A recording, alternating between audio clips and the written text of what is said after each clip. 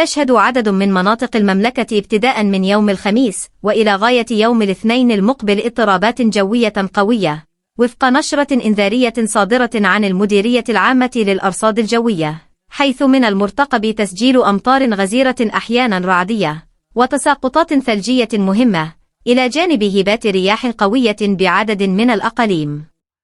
وأوضحت المديرية أن كميات الأمطار قد تصل إلى ما بين 70 و100 ملم في أقاليم الشمال، من بينها تطوان، العرائش، شفشاو، وزان، الحسيمة، تونات وتاز، ما يرفع من خطر تشكل السيول وارتفاع منسوب المياه بعدد من الأودية.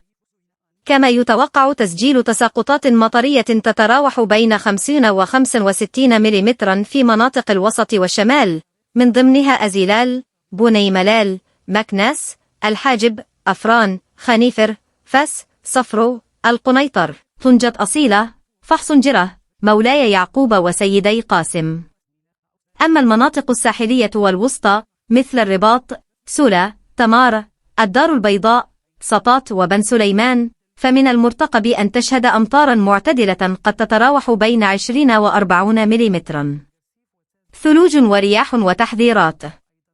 وأضافت النشرة أن المرتفعات، خاصة بالأطلس المتوسط والكبير، ستعرف تساقطات ثلجية قد تعرقل حركة السير، إلى جانب رياح قوية قد تتسبب فيتطاير بعض الأجسام وتراجع في مدى الرؤية. ودعت المديرية العامة للأرصاد الجوية المواطنين إلى توخي الحيطة والحذر، خاصة مستعملي الطرق في المناطق الجبلية، وتفادي المجازفة أثناء هطول الأمطار الغزيرة، مع متابعة البلاغات الرسمية لمواكبة آخر مستجدات الحالة الجوية.